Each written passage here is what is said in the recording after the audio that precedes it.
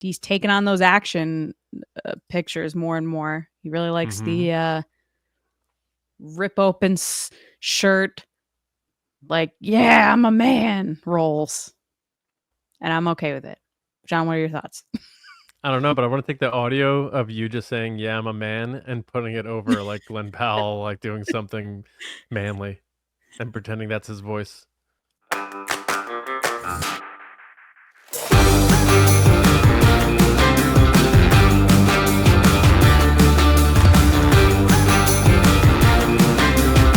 Welcome to Nerdy and Nice. Welcome to summer. It is finally summer.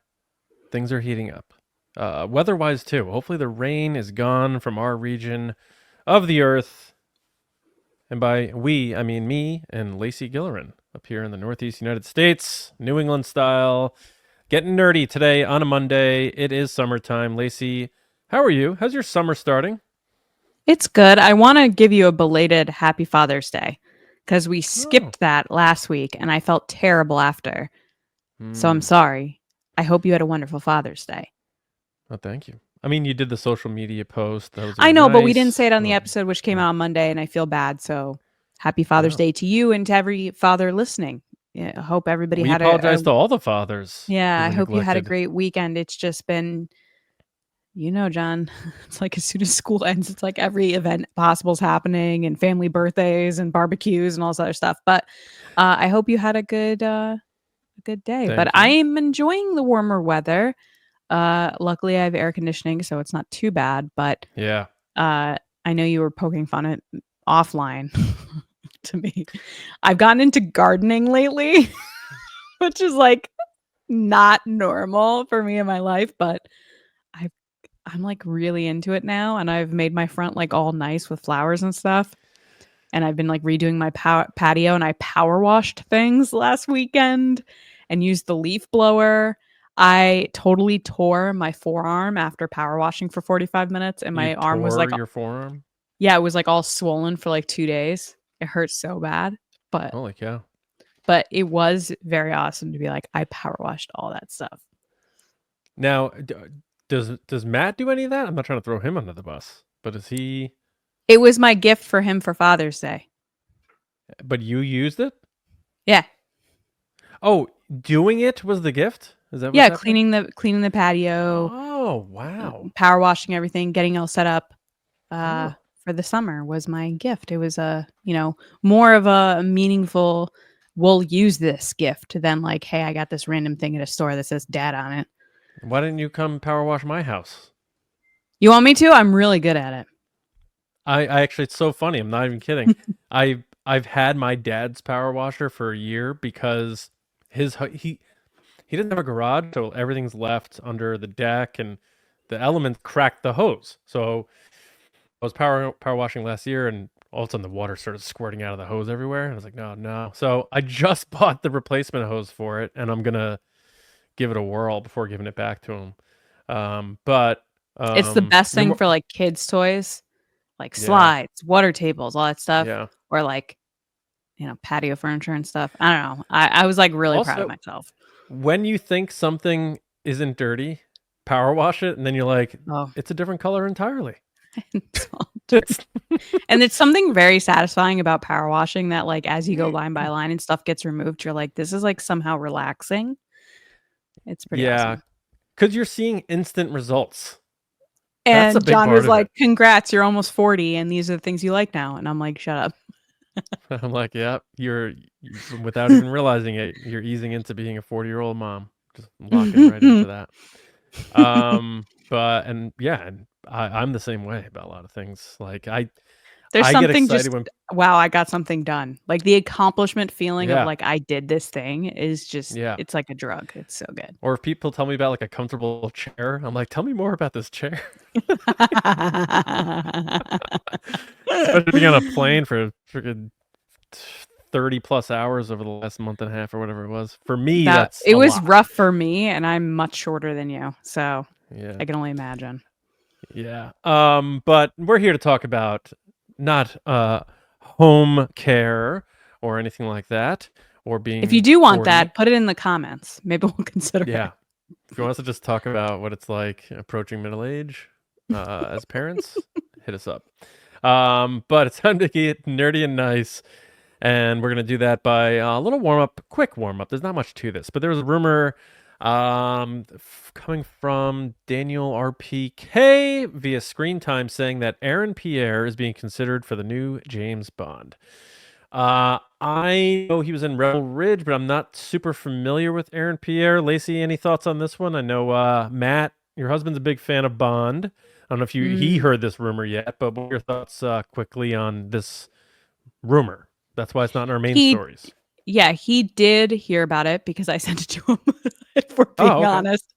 Anytime I see like Bond stuff come across the timeline, I send it to Matt just to kind of get a reaction from someone that's like, it's their diehard thing. And he said basically he doesn't believe it, that it's just a rumor, and that Amazon just spent ridiculous amounts of money buying Bond. So why would they risk the chance of doing something crazy with the franchise and not falling into line with what the formula is? Now, to be fair, James Bond is supposed to be a dark hair, blue-eyed guy.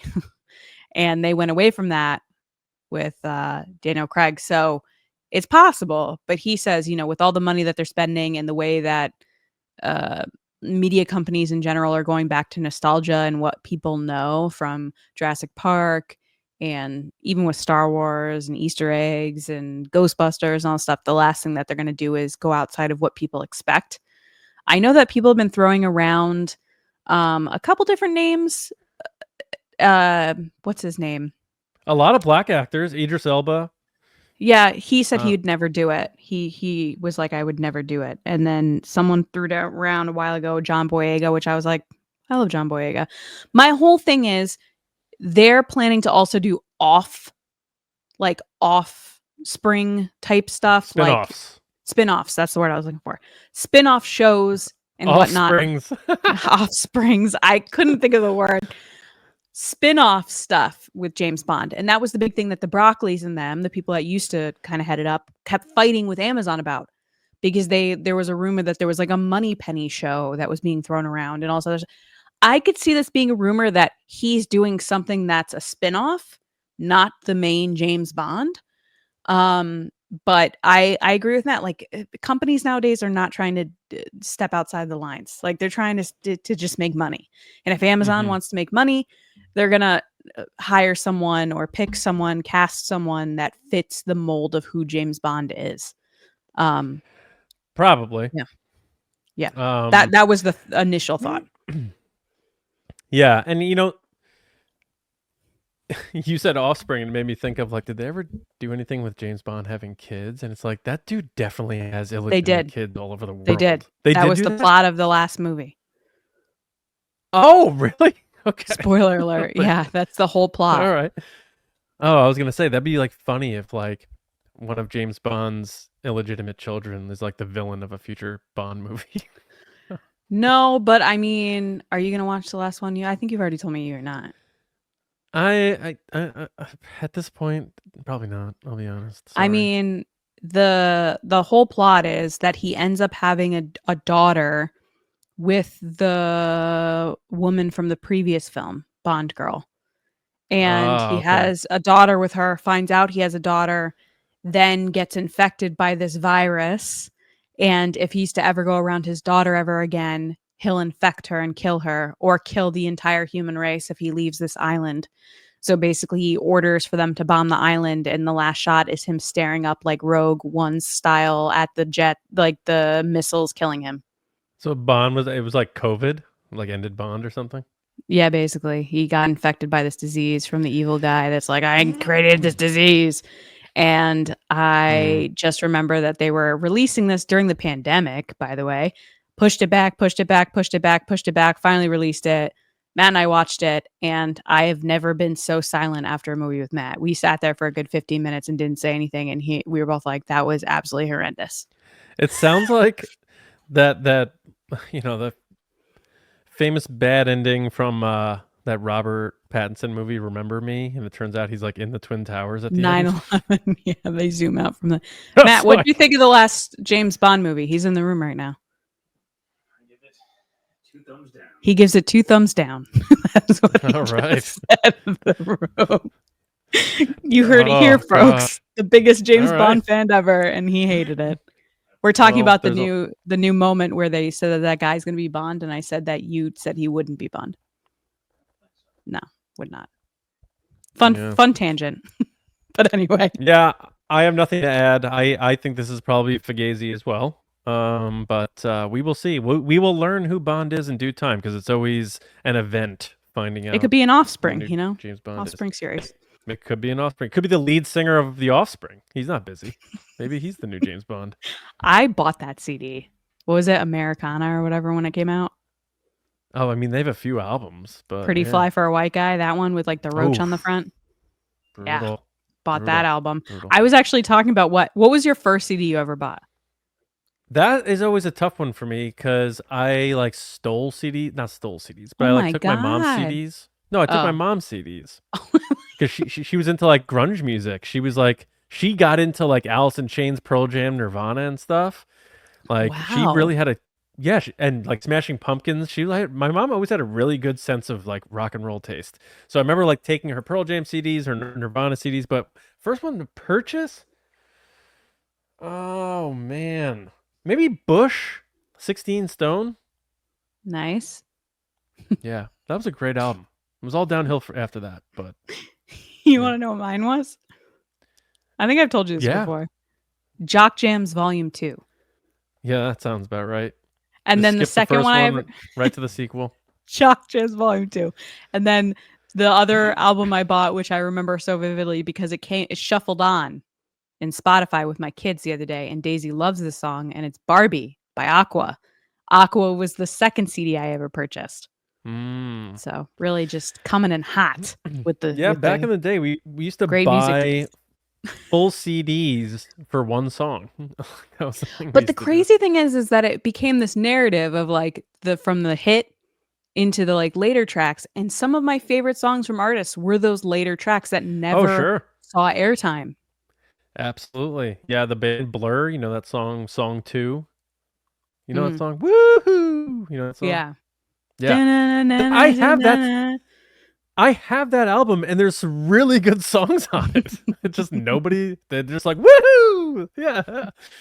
But anyway, we are here to talk about a lot of cool things. We're getting into trailers later, including the new Naked Gun and the Springsteen movie, the big biopic, music biopic trend that's continuing on with Jeremy Allen White from The Bear. But before that, we got to get into the news stories, Lacey. So let's fire up what's happening.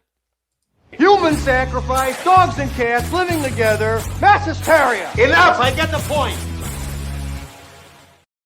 So first up is a story that I'm pretty pumped about. I do have to give a shout out to our buddy Ash Crossan, who seems to be getting all the hot stories this week. She was at the F1 premiere, which she said is amazing.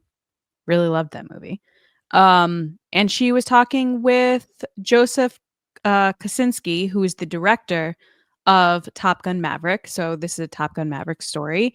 And she asks him like, hey, where are we at with Top Gun 3? Everybody's talking about it. Everybody wants it. We want it here. Dirty nice #1 movie. Yes. Fingers crossed. Ready? Let's manifest something right now. I'm manifesting that we eventually get to the premiere of Top Gun 3. That is my manifest for this podcast today in June 2025. Anyway, she asks him how it's going, and he said that Aaron Kruger is writing the script as we speak. It's a big idea that I spent almost a year developing, working with some friends at the Navy and Lockheed. And yeah, Aaron's into it now, so we'll see how it comes along. And Ash follows it up, of course, asking, well, why would you stick around again? Like, don't you want to go on to other stuff? Clearly, you're very good at what you do. And he said it was about coming up with an idea again that felt like a new challenge, something that opens up the story in a way you just can't let go. And I think the idea is so ambitious. That's what's exciting to me. And that's AKA why he's sticking around. So, John, big Top Gun guy over here. What are your thoughts on since I was little. These first plugs of what to expect? We've been talking about this a lot. We've been cheering it on. They announced that they're doing it. It's come from Tom Cruise and Chris McQuarrie. Now you're hearing more technical, like, hey, we spoke to the Navy about this to see if it's possible. And so adds a little weight yeah. to the possibilities. What are your thoughts? Hey, well, a bunch of things. I mean, I really have loved Top Gun since I was like 7, and it was one of those tapes like that, the first Batman, and I mean, there's a couple movies when I was around that age that I would just wear out whatever tape we had taped it off, HBO or whatever. And my mom would always fast forward through the love scenes when they're like licking each other and stuff. Yeah. So my favorite is the blowing curtains. Like that was such an 80s thing that it's like the breeze comes in while they're making love and the curtains blow in the moonlight. Like that was like such a staple to love scenes in the 80s. Go and ahead. the full silhouettes only. Yeah. And they're just like licking each other's faces. It was very weird. Like, why were they licking so much? It is, wild. And then you got Berlin playing and all that. But anyway, I've loved Top Gun for so long, and I was always like wondering, like, they got to do Top Gun 2. They'll do Goose's son and stuff like that, and they do it 20, 30, whatever years later. And now all of a sudden it's only a few years later and bang, Top Gun 3. It's almost like the Beetlejuice is like the same thing. We're getting Beetlejuice 3 and it's like they're going to finish out a trilogy. I'm really excited, but I'm also nervous because anytime somebody uses the word ambitious when it comes to these types of franchises, I get like my brain for some reason goes to like Fast and Furious where they're like, we got to make it bigger and better and cars crazier. In space. Yeah. So now I'm like, are they dabbling with space in Top Gun now? Like, what's the ambitious story? Because he brought up Navy and Lockheed. So I assume he's talking about from just a spectacle standpoint and not a narrative standpoint. But I also, because he mentioned Aaron Kruger's like working hard on the script. They've had the idea for a year, so they're lock and step there. Yeah, I'm just nervous because as they mention, or Ash mentioned maybe in the interview, but it was such a perfect send-off for Maverick in the way that Last Crusade was a perfect send-off for Indiana Jones, literally riding off into the sunset. And Maverick flying off into the sunset with Penny, Benjamin, and everything's perfect and everyone's okay. And it's this Lady happy Gaga ending that we all love. Yes. And it's Tom Cruise's actual plane, and he's really flying it. There's every box checked. Lady Gaga's music, just unbelievable. Miles Teller's touching the photo of him and Maverick. Yes, they've made up. Yeah. Yes, and like does that. Yeah, it's just such a perfect ending. And it's so hard to do a legacy sequel. We've seen them with large gaps fall on their face, especially in comedy with like Dumb and Dumber and things that just you lost the magic because it's been too long. And for however they did it with Maverick, they crushed it. So that takes us to part 3, where it's like, there's no way now we have to go in. There's no way it could be as good as part 2. But they seem to be so convinced that they have an idea. And I actually believe Tom Cruise because I do think he is about making the best movies he can make. I believe him when he says Top Gun 2 took so long to make because they couldn't land on an idea.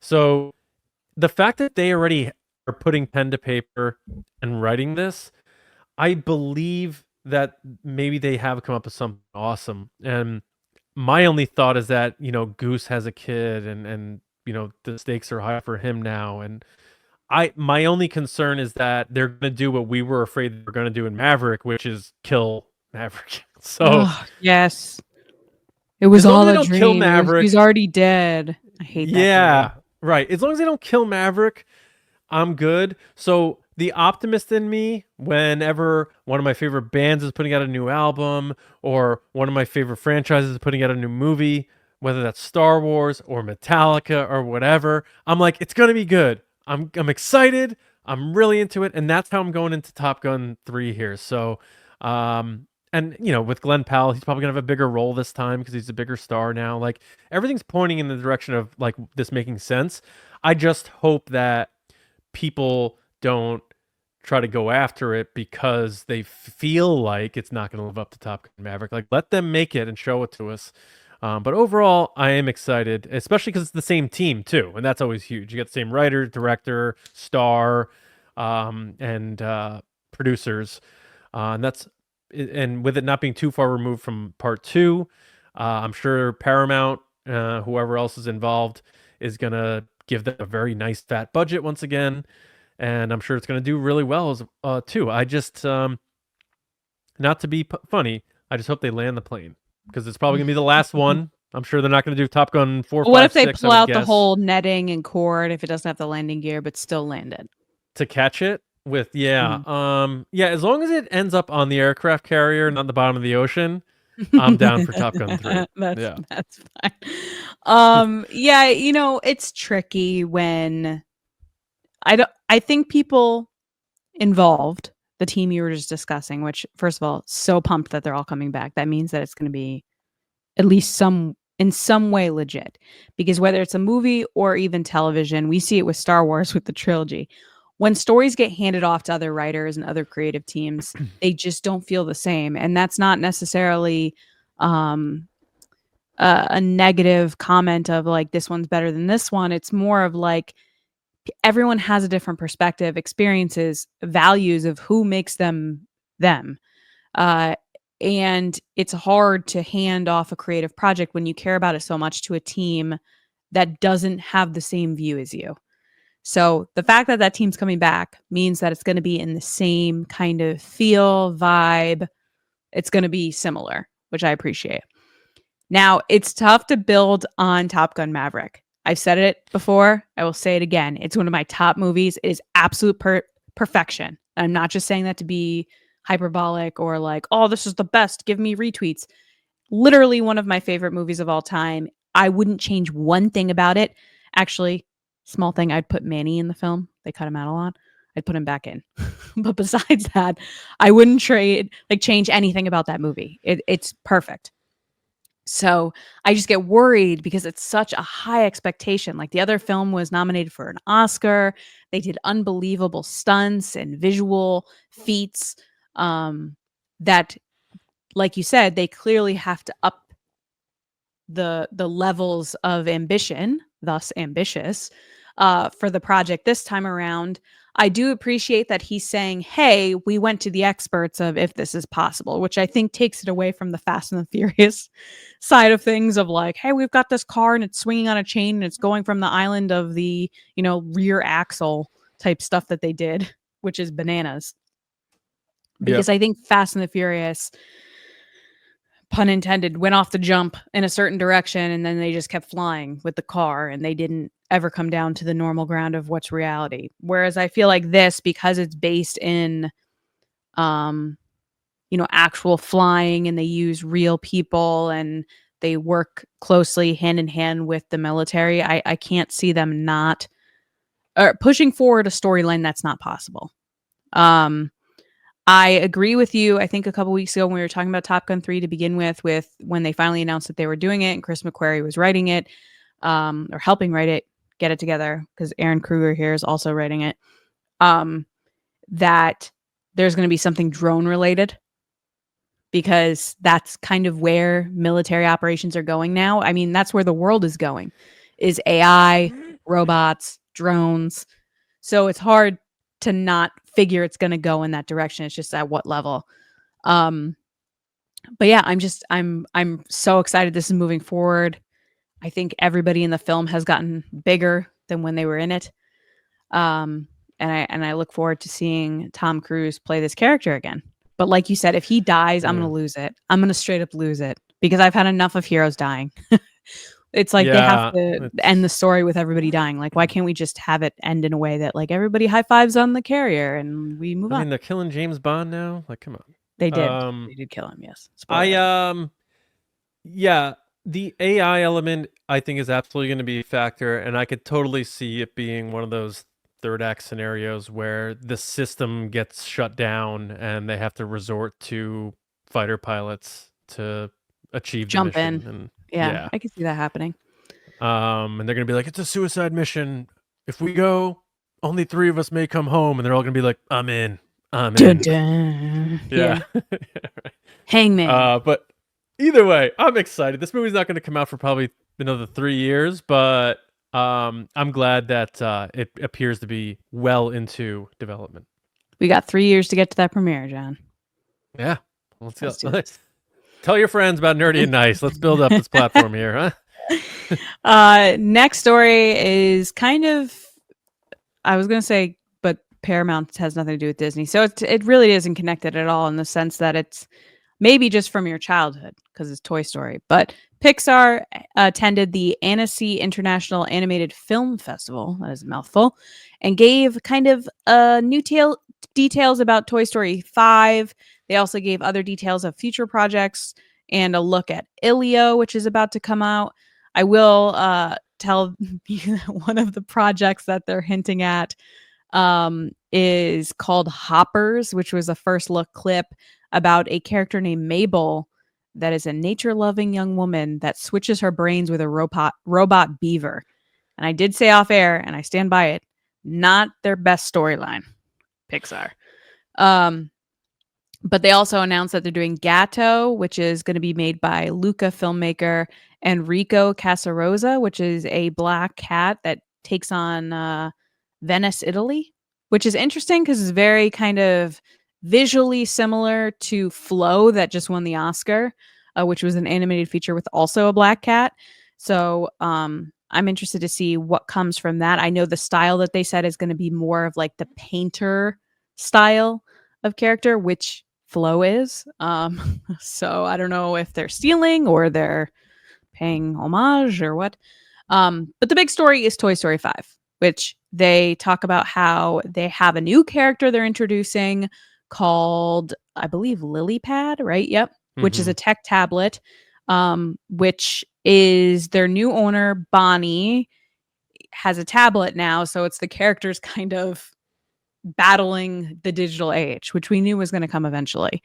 So that's interesting. They're bringing back all the original voice actors, including Tim Allen and Tom Hanks, as well as Ernie Hudson, who's going to be voicing Combat Carl, who's taking the place of Carl Weathers, RIP, which will be the franchise's 30th anniversary.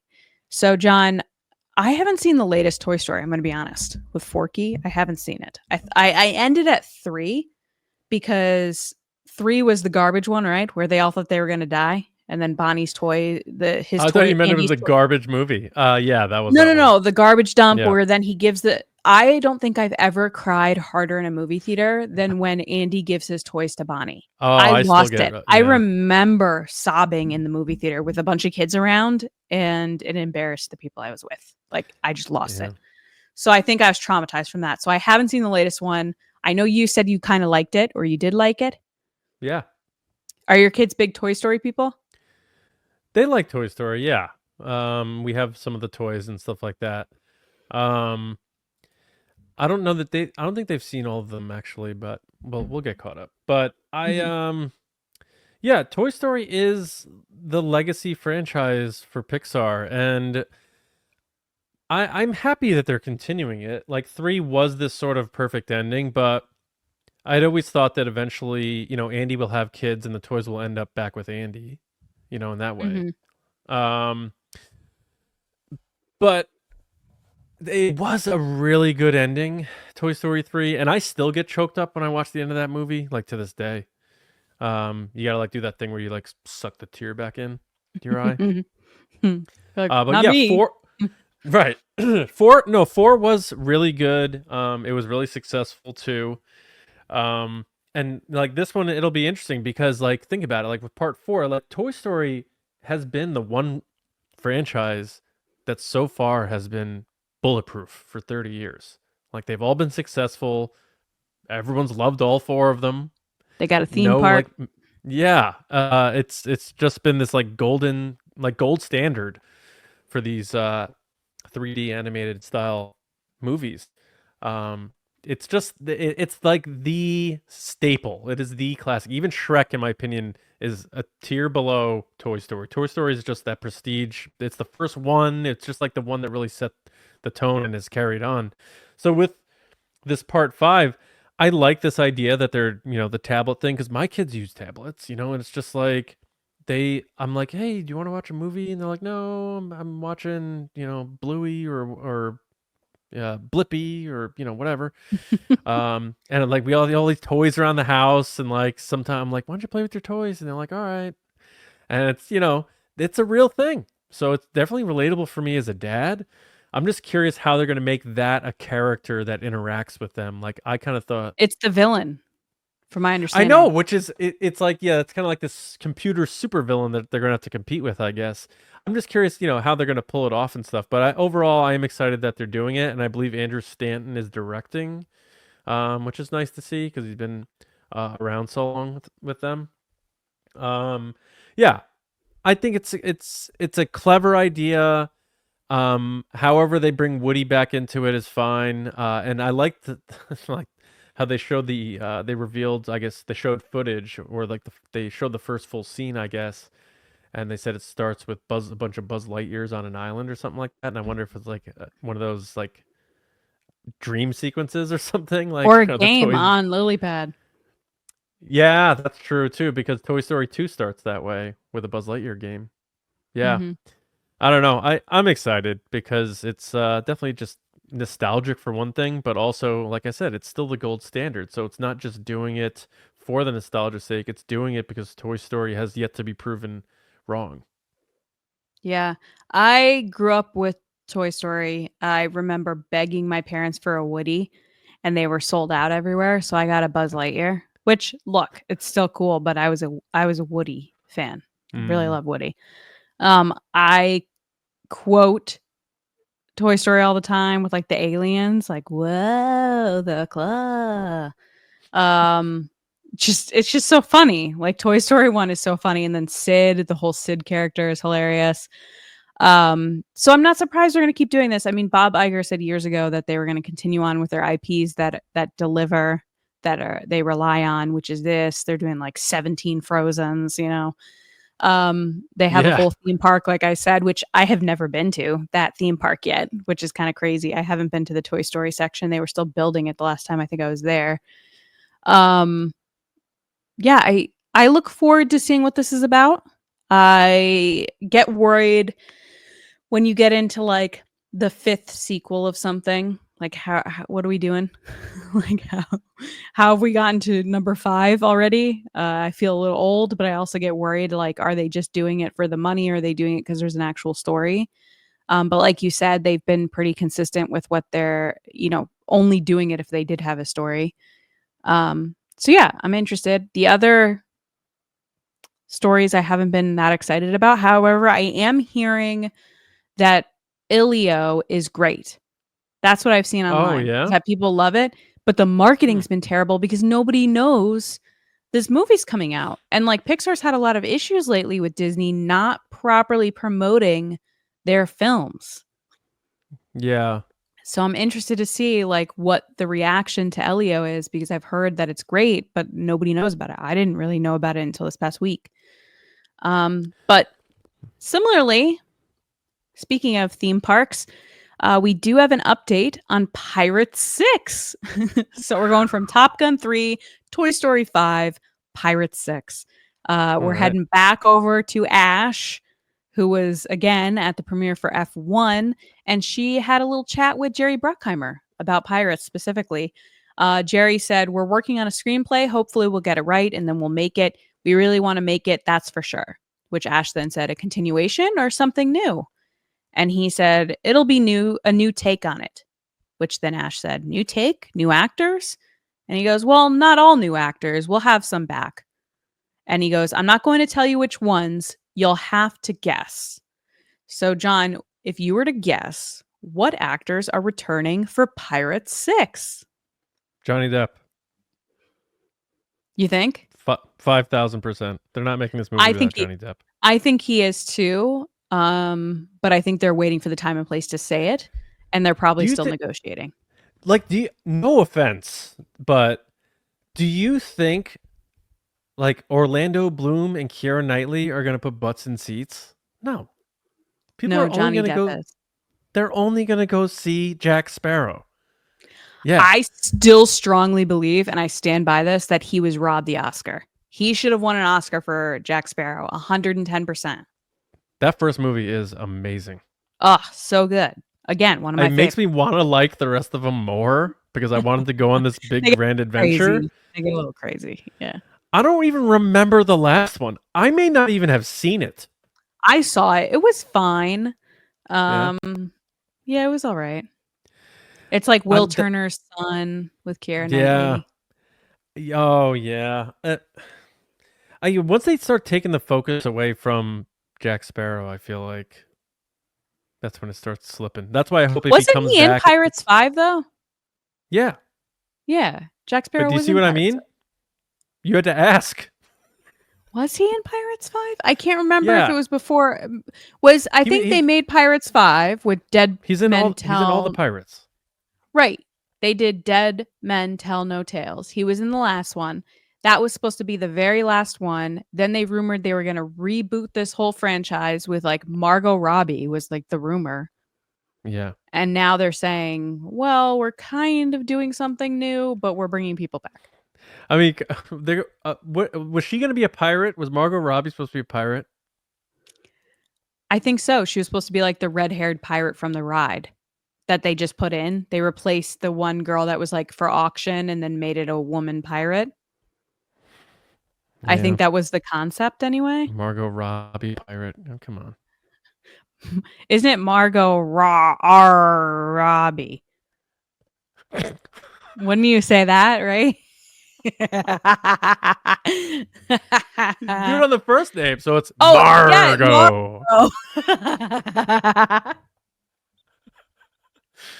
It's talking about Arby's over here. I was going like, for a beef and cheddar. I was like, curly fries. Working this in. You're totally Arby's right. horsey sauce. I should have done it with the first name. So wait, is she going to be Margot Robbie? No, when you had Margot right there. Margot. It was right in my face. I just walked the plank for my own joke. You did backwards. And then hit my face on the way down. Yeah, like Greg Louganis. Yeah. Nobody. If anyone gets that reference, then I agree. I think Johnny Depp's going to be in it. I think it's pretty obvious. They're just trying not to say it because they don't want to like strum up controversy or ruin the surprise. Yeah. I think one of the best marketing things I've ever seen is when they had him in the ride playing himself. That was cool. And that was so funny. Yeah. That's all I really have to say on this is like I hope he's in it because he is the pirate.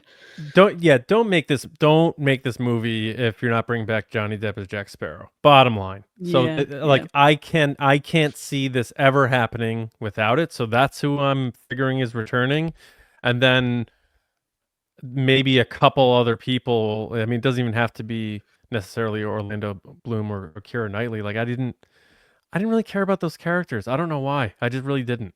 And like I liked Jack Sparrow. He's like the through thread of all I liked the pirates. I liked Barbossa. I liked all those guys. So I don't know. Even like the guy with the wooden eyeball. Like that guy was cool too. Like give me just the pirates. It's supposed to be like the ride. Like I don't need this colonial side love story really. Just give me Jack Sparrow. I don't need colonialism in my pirates. Yeah, no, give me the pirates. Give me Jack Sparrow being a shisty, swindling, suave, but also not the best pirate. Yeah. Yeah. But so that to me, it's like it's a complete just bang. Well, keeping up with our seemingly themed episode of childhood dream occupations of fighter, pilot, cowboy, pirate, we're now going to firefighter with this next story and bringing him back to talk about him, which I know John's really excited about. Glenn Powell is starring in Amazon MGM Studios' untitled firefighter movie for Ron Howard. So the pitch is coming from Christina Hodson, Imagine Entertainment, and Powell's banner Barnstorm are producing it. And it follows the script of childhood friends, now elite firefighters, who must rekindle their fractured relationship when a series of deadly fires sweep across Texas. Now we know Glenn Powell is a Texas boy, so this seems right up his alley. Plus, he's taking on those action pictures more and more. He really likes the rip open shirt, like, yeah, I'm a man roles. And I'm okay with it. John, what are your thoughts? I don't know, but I want to take the audio of you just saying, yeah, I'm a man, and putting it over like Glenn Powell, like doing something manly and pretending that's his voice. That's what I'm a firefighter from Texas. Yeah, I'm telling you, I got to learn how to start putting clips together because I always have these ideas rolling around in my head. Well, I'm pretty sure we would get 1,000 new followers just from my Margot Robbie. Yeah. Probably. Go ahead. Glenn Powell. Glenn Powell is, he's doing The Running Man later this year. And it's funny, the first thing I thought of when I read this headline was, oh, are they doing like a Backdraft sequel? Is he going to be Kurt Russell's son? But oh gosh, I hope it's not all connected. I want some original stuff coming out. It's not. It just happens to be Ron Howard doing another firefighter movie 35 years later. But because Backdraft is amazing and also very sad. But and I'm a huge Kurt Russell fan. But and did you know they made a sequel to Backdraft, like one of those straight to video Backdraft 2s? And I have no idea what Backdraft is, and every time you say Backdraft, I think I should be taking a shot because you're saying it like every other word. You've never seen Backdraft? I have not. I have no idea what you're talking about. I thought you liked Ron Howard. Of course I love Ron Howard for Solo. And in the studio. All right. That's it? That's your only Ron Howard Solo and then his cameo in the studio? I mean, what else has he done? Apollo 13? I didn't really watch Apollo 13. My grandma had it on her TV once. Willow? Ever hear of it? Willow. Yes, Willow. Yep. Loved it. Loved Willow. Yeah, Apollo 13. Very good. Willow's a sore subject with me. I don't like to bring it up because it's very hurtful. All right. We'll move on. Actually, all Ron projects have been very hurtful, if we're being honest. Poor Ron. Ron, come on the show. No, this is an interesting idea. I would need to learn more about who else is going to be in it, who's spinning it and all that stuff. But I imagine if it's Amazon MGM Studios, does that mean it debuts on Amazon, or is Amazon putting it might or it might not? Okay. I imagine because they've been doing it more often that they might put it up on in theaters, especially now that the streaming services want to win awards. They have to put it in theaters at some point. Yeah, this is a tangent, but I'm sure I'm surprised there isn't even like Amazon has their own theater chains at this point. It is weird, right? They tried the grocery store thing and it didn't work out. I feel like that's gonna happen, maybe. Oh, they'll merge or something. But anyway, I'm okay with it because you know what? People need to save theaters. So I'm okay if Amazon did get them because it's better than closing them. Yeah, and I think there's a couple of small theaters around like my neck of the woods, and I think they're even subsidized to make sure they stay open and stuff because they're like these landmarks at this point. It's pretty cool. But yeah, the big ones, we got to try to keep the theater experience alive. But Glenn Powell's doing his best. This guy's signing up for everything. He's gonna be in Top Gun 3. He's probably gonna take over as Jack Sparrow in Pirate 6. And I heard he's the front runner to play the iPad in Toy Story 5. So he's well, checking first all of the all, boxes. You're forgetting the other movie we talked about weeks ago or months ago, which was like what was it? The erotic thriller that he's being considered for, or is he producing? And I was like, what does it mean, erotic thriller? I don't know. Is it this? What is it? Glenn Powell. No, I think that one was like a murder mystery or something like that. Oh yeah. So you're like picturing erotic firefighters now? Like, what are you doing? What's going on? No, but there's no way that there's not going to be one shot of him jacked with like a wet shirt on. He did it in Twisters. Is he jacked? Is he jacked? He gets jacked for stuff. He got jacked for Top Gun. He was pretty jacked. Yeah, because these guys get the best steroids. That's why. The best. I feel like you're getting offended. That Glenn Powell's jacked. Well, here's the double standard because, you got the Sydney Sweeneys on the other end of the aisle, and everyone's like, "Oh my God, she's so hot," and then women feel insecure because everyone's fawning over Sydney Sweeney, who's like 1 out of a million.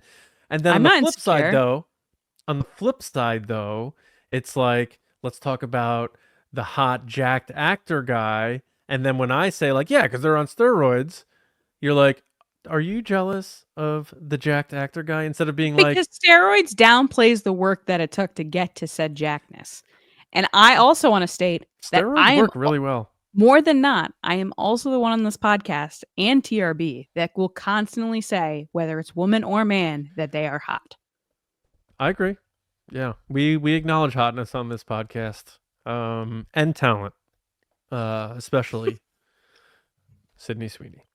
Yeah, this is interesting. I have always been a fan of Ron Howard, and I like Glenn Powell, and I think he seems to make conscientious choices. We talked last week about how he turned down Jurassic World, and that looks like that's going to make $1 gazillion. And he's like, nope, it's not. He was going to play the Jonathan Bailey character. Yeah. And I like how he respectfully handled it. He's like, look, I'm not saying it's not going to be great. I think it is going to be great, but it didn't feel like something I should be in. Which is the nice way of him saying, like, I think this movie's going to be ass. But the early returns from that they went to a wedding together. Yeah. She went to his sister's wedding. That's old news. We talked about that. That's old. I know, but like, yeah. Could you imagine? Could you imagine? Yeah, they were in the movie together. We don't need to imagine. We just watch that movie. I meant like in real life, like they get married and have incredibly attractive children. Yeah, but that's the reboot of Angelina and Brad Pitt. And we saw how that ended. Not good. Okay, that's two different people. Well, it's the two, at the time, arguably the most beautiful movie stars in the world getting together. Yeah, but different personalities, different egos, and it wasn't getting together under good circumstances. I understand that. But what and who knows what her circumstances were. She was just engaged. Maybe Glenn Powell is the other man. You never know. Maybe Glenn Powell's a real prick. Homewrecker. No, you want him to be, but he is not. No, I like Glenn Powell. I like him. I'm a fan of Glenn Powell. But so I am interested in this. I'll have to learn more about it. But man, this guy's signing up for everything. So we'll see as we learn more about it. But I love Ron Howard. I like Glenn Powell. Ron Howard knows how to shoot action, and you're going to need to do that in a big way for a movie like this if you're talking about outdoor huge landscape fires and that sort of thing. Yeah. So yeah, we'll see. I'll check it out. What movies does he have coming up? Because I don't think he has anything coming out immediately. The Running Man. A lot of stuff like in production, right? The Running Man coming out later this year. No, he has 8 upcoming productions. Monsanto. Yes. Yes, it is. I'm reading. He has nothing coming out. I'm like, Running Man's coming out this year, and you're like, so he has 8 in production. I'm reading the thing. So he has Running Man. Then he has Chad Powers, which is about to come out. Oh, I need to spray you with a fire hose because you're being feisty right now. You got the water bottle? Huntington. And then Ron Howard's on here. Judd Apatow project, Natural Order. Didn't he just sign on for J.J. Abrams' movie too? Yeah. What was that one called? Do we have a name for that yet? No. I don't think they have a title yet. Oh, okay. Anyway, lots of stuff going on. Good for him. Ready to talk about what's about to come out. How about you? It's called Untitled J.J. Abrams Film on IMDb. Untitled J.J. Abrams. Yeah. Oh, JJ. I love, by the way, that JJ has something coming out that everybody's freaking out about. And then Steven Spielberg has something coming out that everybody's freaking out about. And it's just like, I love it. Give me all of that. Wait, what is Spielberg coming out with that everyone's freaking out about? I don't know, some big project. They were talking about it a month ago or something like that. I didn't mean to put you on the spot there. You're like, Because here's the problem, is that when things are untitled and they don't have a name tied to them, everything blurs together for me. So J.J. I'm the Abrams same has this way. thing, Yeah. and then Steven Spielberg also has a sci-fi thing coming out. And people were comparing it obviously to E.T. and all this other stuff, and I'm like, I don't know if that's right. Yeah, real He's or doing a not. new UFO movie. Yeah. Yes.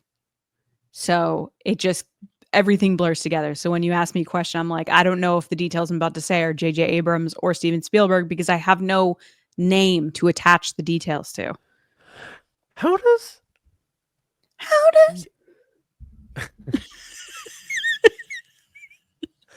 you walk?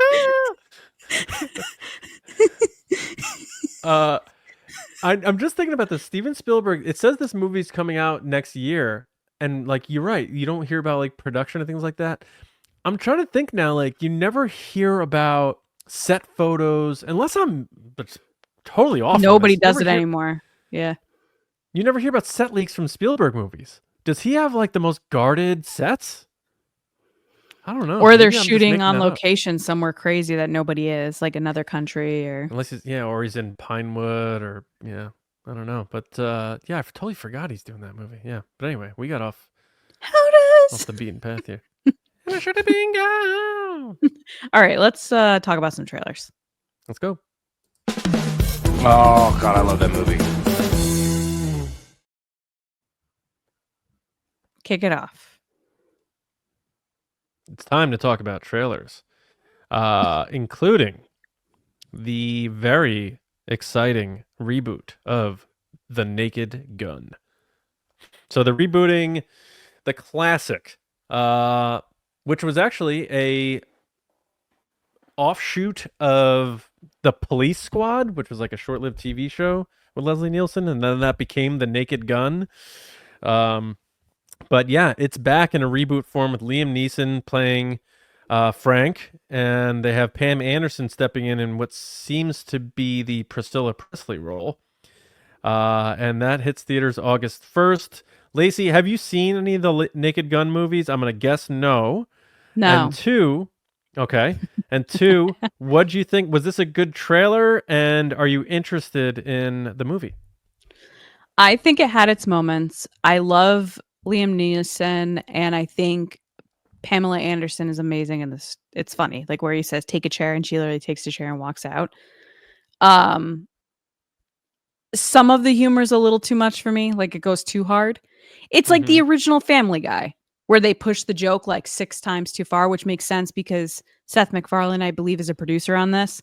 Like it's very a la Family Guy. Now I understand, to the people at home that are screaming at me right now, I understand this came first.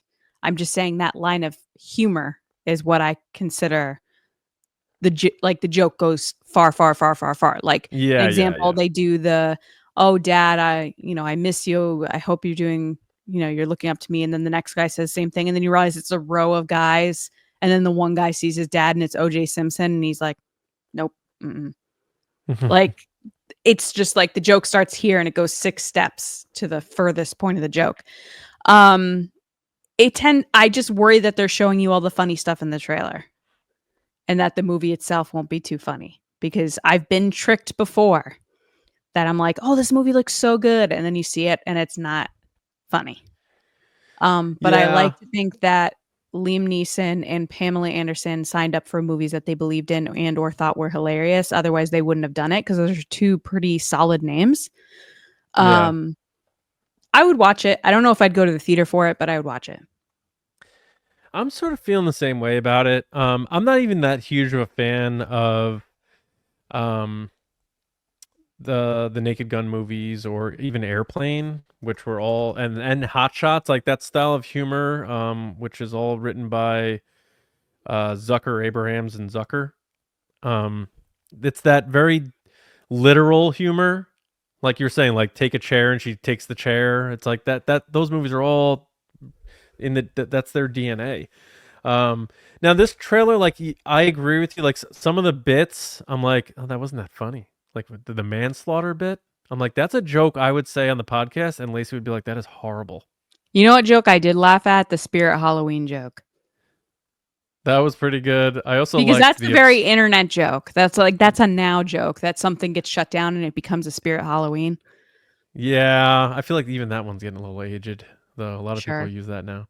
Sure. But the absurdity of him being the little girl taking off the mask. And he's wearing the stupid That skirt. was funny. Yeah. I think here's what I think. Where she's cleaning the oven. This oven is so dirty. Yeah, and I saw that bit first in an Austin Powers movie. I was gonna say Austin Powers, where they're in the tent. Yep. And then the second one where he's like going through Mini Me or whatever. Yeah. Like his that movie's terrible. The third Austin Powers is god awful. What was I saying? Oh, this trailer, yeah, it looks fun. I think this is going to be one of those movies that's not funny, but Liam Neeson and Pam Anderson are both going to be really good in it. Like, yeah. I just think it's not going to be enough to be a funny movie. I could be wrong, and I hope I am. But I'm not seeing this in theaters, so I may check it out once it hits video Digital. on demand or whatever. Yeah. So yeah, I'm with you. I'm a fan of Pam. I mean, I'm a kid who grew up in the 90s. Of course, I love Pam Anderson. She's gorgeous, by the way. Oh my god. Oh, she's like our modern Marilyn Monroe. She's been around forever, and she set the bar for so many women, and she's a lot smarter than people give her credit for, and she doesn't mind playing that down. Did you ever watch her Criterion Closet picks? I didn't. No. Oh my god. Go online and watch it. She is so knowledgeable on movies of all genres, and she's such Pam's a smart cookie. cinephile. Yeah. Oh my gosh, the way she talks about it, it's like just so, like you said, we grew up in the 90s. To see her in that light is so wonderful because you could tell how much she loves movies and how much of an impact they've had on her and who she is. That like she goes in there and she's like, wait, I could take whatever I want. And they're like, yeah. And she just like is loading up this bag with like 60 things. Like it's such a good, definitely go watch it. It's so good. I will check that out. Yeah, I've always been a big fan of Pam. So I'm rooting for her. So I hope she's good in it. And I of course we love Liam Neeson. So I hope he's good too, but I just don't, I think this is going to be one of those, like it's a 5.4 on IMDb, like an earnest 5.4. It's a Saturday night. Nothing's going on. Let's grab a pizza and watch a movie. Yeah. It's Liam Neeson in that era of his life as an actor where he's just having fun. Like he went through such immense tragedy, and he's just doing things that I think maybe his kids or grandkids will enjoy watching him in. And I think that's awesome, man. So yeah, I'll check it out eventually. I'm rooting for it. I hope it's really funny. But the trailer didn't necessarily do it for me too much. Now, this next one is interesting. So we've seen the trends. You know, they seem to, if they're good, they get consideration for Oscars and stuff like that. The musician biopic film trend that has been going on, it is running rampant to the point where even Weird Al did one, which was a parody of one, which was Matt loved it. It's just so, yeah, with Daniel Radcliffe. So it was ridiculous, but yeah, it was good for that reason. But here we have Springsteen, Deliver Me from Nowhere, starring the Bears' Jeremy Allen White, and written and directed by Scott Cooper, hitting theaters October 24th. Lacey, what'd you think of this trailer? Do you like any of the musician biopics that have come out? And do you think this is going to be a good movie? And what are your thoughts on the casting for Bruce Springsteen? I am not the person to ask about this because I think these movies are dumb. I don't like the music genre at all. I don't find them inspiring. I think they're just kind of like, okay, I could have read this on a Wikipedia page. Like, I'm not interested whatsoever. I don't know much about Jeremy Allen White. Like I said, I'm not the person for this. I've never watched The Bear. I know people like it. I know on social media and the internet already, people are like, Oscar worthy. He's going to win the Oscar. Oh my God. Which makes me feel bad for Timothée Chalamet because I've heard he did such a good Bob Dylan and he got nothing for that. Yeah, I'm not the person for these movies. It's a good time frame. October, it's going right into the holiday season, so people are gonna love it. I think I'm the only song I really listen to from Springsteen is "Born in the USA" and like "Santa's Coming to Town." And even "Santa Coming to the Town," like one time I'll listen to it and then I skip it. The next 16 times it shuffles on. Yeah, I can't stand that movie. Or that song. Well, it's just because he's just like, "You've been real good, everybody." I'm like, no one cares. No one cares. Yeah, because you have to keep listening to that live version. So every time you listen to Yes. it, he's asking you how you're doing. Oh, it doesn't sound very good, guys. You don't sound like you've been very good. I'm like, oh God, skip.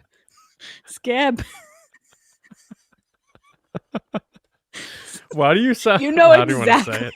You know exactly what I'm talking about. You know Yeah. exactly what I'm talking about. Yeah. Well, Not real good, guys. Not real good. well, we have Mind Scott you, he's Cooper. from New Jersey, by the way. He sounds nothing like that. Yeah. Oh, I have a Springsteen take that just like it's just this like bit I bring out every once in a while with my friends, where it's like Bruce Springsteen does everything he possibly can to make people think he worked in a coal mine for 40 years. It's like He really does. I was gonna say he makes people think he's poor. Dude is this next loaded. song I I'm wrote on so the back poor.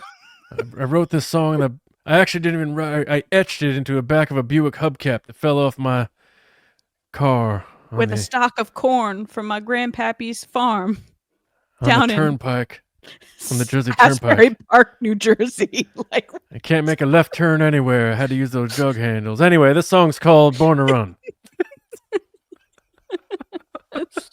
It's like, Bruce, like, all right, you had a rough time with your dad and you grew up in Jersey and then you like got famous when you were like 19. I roll my sleeves up because I'm American. I want to see a musician biopic where they had like a perfect life.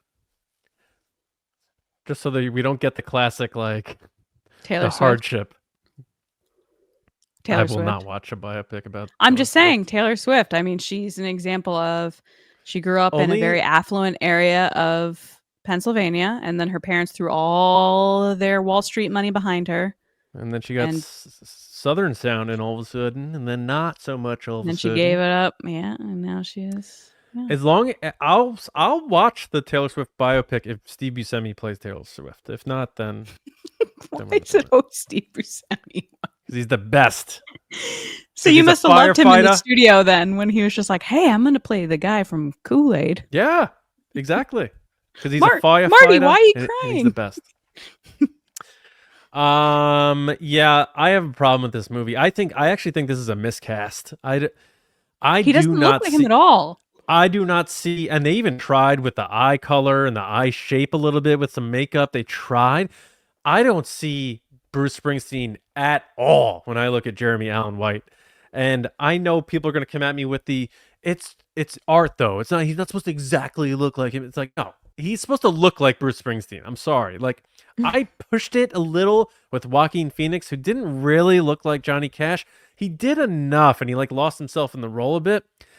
I do not see a connection here at all from a physical standpoint. So I feel like I'm just going to be watching the kid from The Bear singing Bruce Springsteen songs, and I'm not even sure if that's him singing. Is he singing or is someone singing for him? Maybe it's going to be both. I'm not sure. I'm a little biopicked out myself. I like some of them. I'm a hit or miss with some of them. Like Walk the Line, I really did like. But more often than not, I feel like they're unnecessary. I feel like they're contrived. I feel like sometimes, like a Bohemian Rhapsody, they want to tell the Wikipedia version. You hate that movie so much, and any chance you have, so bad. Every chance you have to bring up Bohemian Rhapsody, you're like, "Yo, the Bohemian Rhapsody sucks." It's horrible. How do you win an Oscar for lip syncing when you can watch the actual Live Aid concert with Freddie Mercury on YouTube that I think's been upconverted to HD? Like my whole thing is they won for editing, and I've never seen worse editing than Bohemian Rhapsody. Yeah, but it's very chaotic. You don't know what's going on.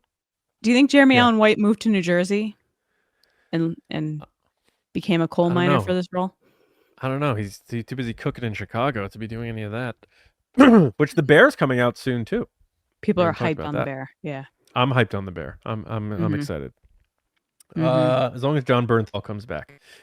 Mhm. Yeah, I guess I'm not the biggest Springsteen fan. I think he's a little bit of a phony baloney with this blue collar thing. He's absolutely loaded. His ticket prices are through the roof, and then these people get in the door, and the only people who could afford them are the rich people. And he's talking about how he grew up sanding rust off of boats and stuff. And I don't know what he's talking about. Probably did none of that. He does like those Super Bowl commercials sometimes where he's like, it's just me and my truck. And it's like dusty. And then my dad, Yeah, it's Bill like an Gill, would electric just Jeep. Yeah. my dad, Bill Gill, would just be like, he's such a liar. He's like, that guy doesn't know what hard work is. Like, he'd just like go off on him as an electrician, being like, he doesn't know I what agree. he's never been on a job site. He's never crawled in up in an attic in the middle of July. Like, what is this guy talking about? And he used to get so mad. He's like, oh, Bruce Springsteen. I was gonna say Bruce Springsteen never mowed his own lawn, and then I'm like, wait, Lacey doesn't mow her lawn either. So I don't. Although Yeah. if I had a tractor, I probably would. tractor. Now that I'm power washing, are you making fun of the way I say tractor? Character. I didn't realize I say the word character weird until John pointed it out recently, and now I'm just like, do I? No, I Did don't. you ask I say Matt? character. What? Did you ask Matt? No, he just makes fun of me because I say egg. And leg. Yeah, and leg, but Do I you say say keg. leg? How do you say leg? Leg. You're Keg. adding an A in there somewhere. I don't know why. So I kept being in Japan. I was like, we need to get egg sandwiches. Is the guy in Laura? Yeah, we did.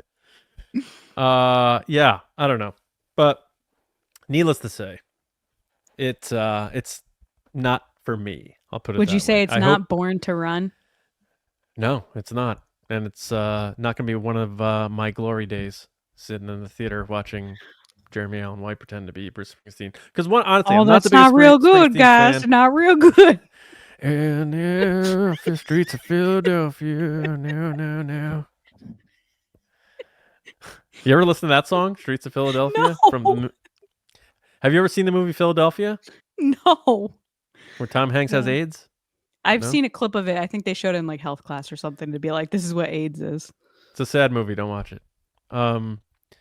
But he has a song in there, and I remember watching the music video, and I was like, this is the least Bruce Springsteen has ever opened his mouth when he's singing. Like, he's walking, and he's just like, and I'm telling myself, and I guess everything, street of Philadelphia. And it's like, what? Why does it What is sound going like on? South Park? You're singing like South Park right now. Like That's Trey what he sounds Parker. like. Like Trey Parker's doing a Bruce Springsteen impression. That's what you sound like. That's Street Philadelphia. Philadelphia. Yeah, that's a huge compliment. Well, Trey People Parker is my hero. So People keep asking what we're gonna do next. What trip you guys going on? We're going to Casa Bonita. we should, honestly. I know. Clayton, get that spare bedroom ready. I'm coming in. Casa Bonita. Remember we asked him how was it? We were like, oh my god, he was like, it was fine. He was like, Yeah, it's like I cafeteria know. food. Yeah. All right. Well, that is it for trailers. So let us get into what's going to be probably a pretty quick version of what we're watching. We can never leave the house, and would just probably sit around all weekend and watch TV. Go on.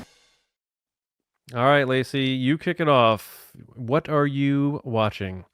Would you believe if I told you that I'm watching Mr. Rogers, Bluey, and Frozen again this week? I am Checks still out. watching The Devil's Plan 2 on Netflix.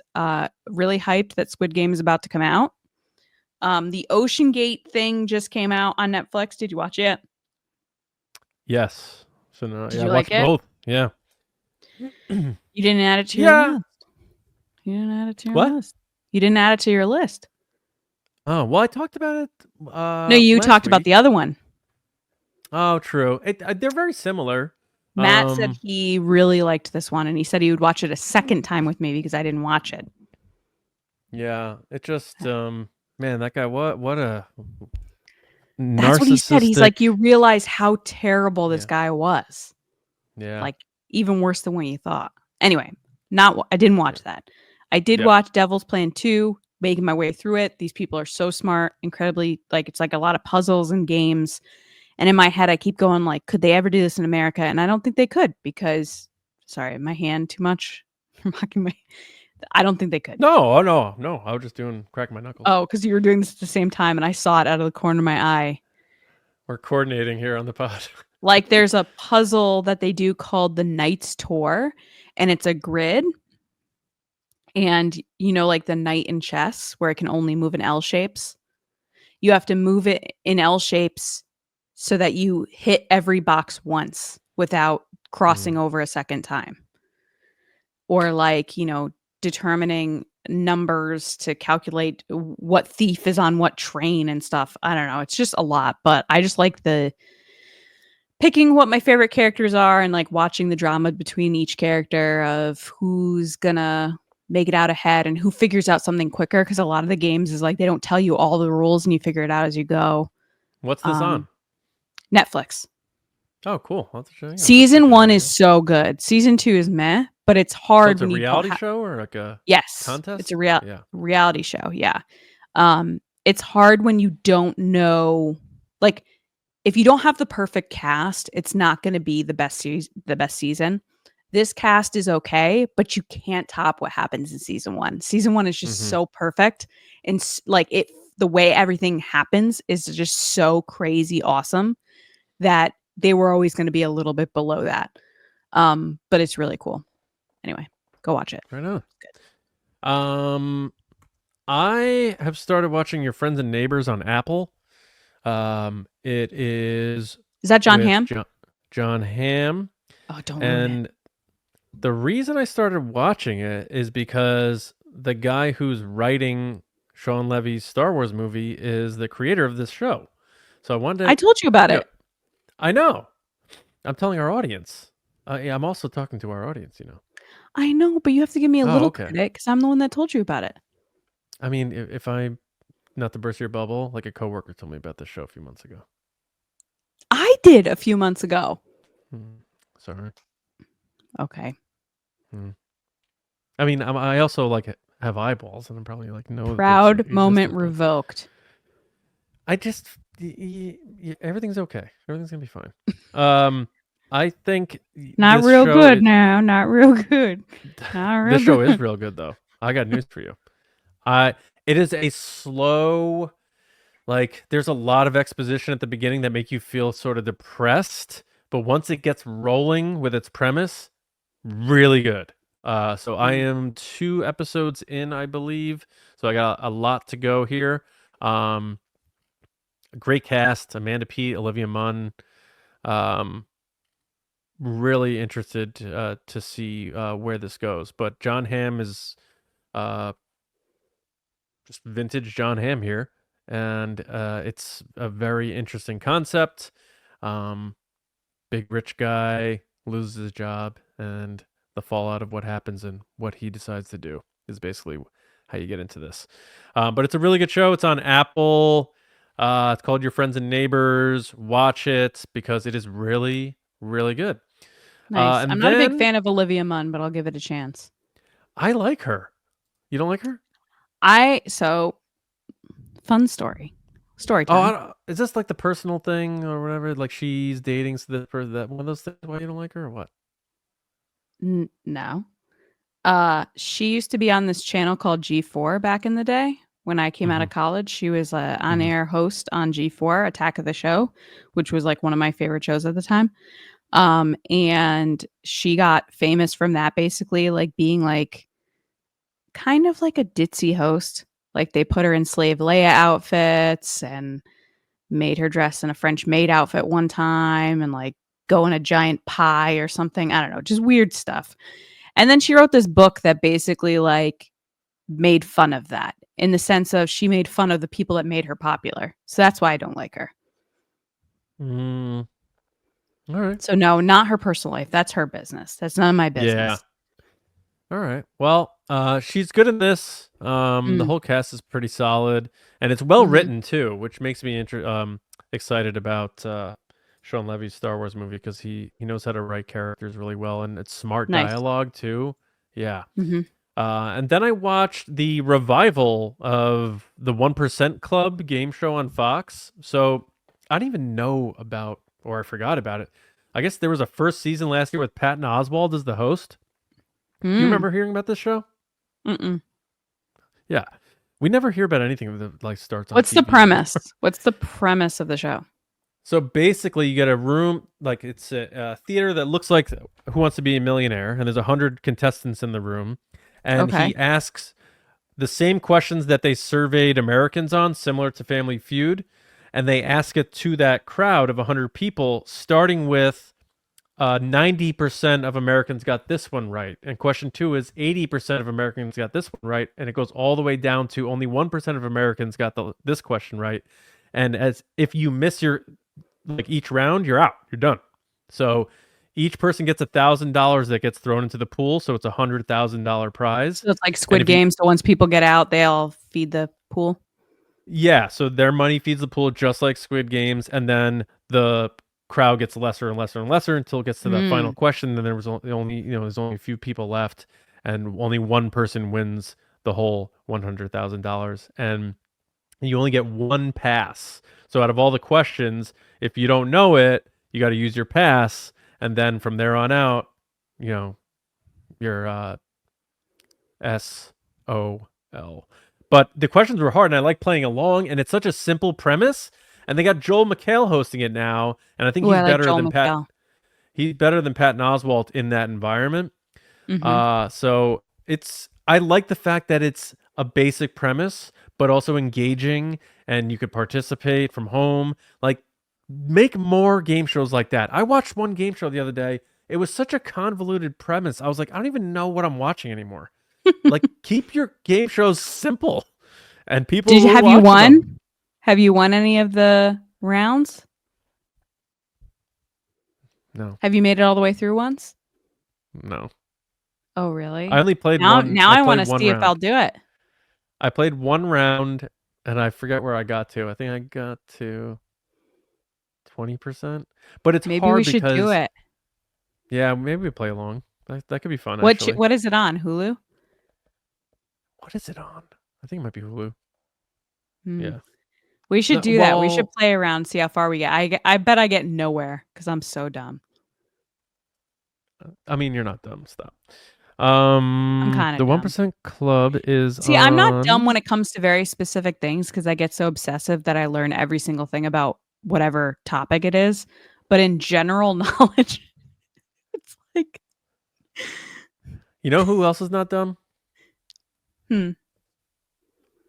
Margot Robbie. Jeez Louise. Not real good. All right, that's now. it. Not real good.